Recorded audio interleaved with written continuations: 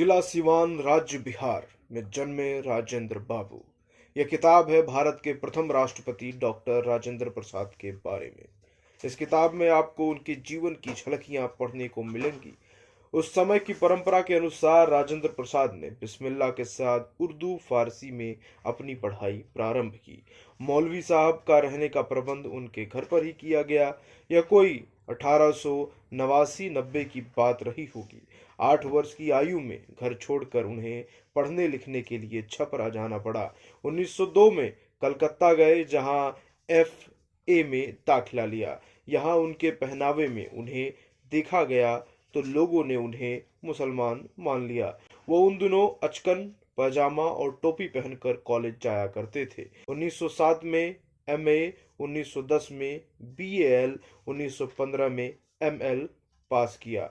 इन सब के बीच बंग भंग आंदोलन में भी उन्होंने बढ़ चढ़ कर भाग लिया। 1907 में वह कांग्रेस के साधारण सदस्य बने।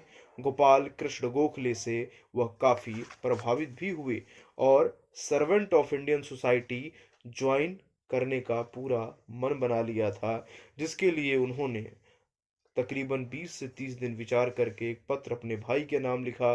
और उस पत्र के बाद जो बात हुई, जिस तरीके से उन्होंने चीज़ों को समझा, खैर उन्होंने ये सोसाइटी तो नहीं ज्वाइन की, लेकिन उसके बाद 1916 में वह क्षण आया जब पटना में हाई कोर्ट बना और वो पटना ट्रांसफर हो गए।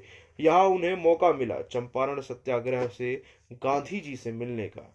जी हाँ, 1916 में लखनऊ कांग्रेस में चंपारण के किसान राजकुमार शुक्ल की गांधी जी से मुलाकात हुई थी और वहीं से शुरुआत हुई चंपारण के उस बीच की, जहां पर गांधी जी आते हैं पटना में और फिर उसके बाद चंपारण जाते हैं। और चंपारण का जो पूरा सत्याग्रह आंदोलन रहा, उसमें राजेंद्र बाबू ने बढ़ चढ़कर भाग लिया और वहीं से आज़ादी की लड़ाई में भी राजेंद्र बाबू का जो अपना सहयोग था वो वहां से शुरुआत होता है।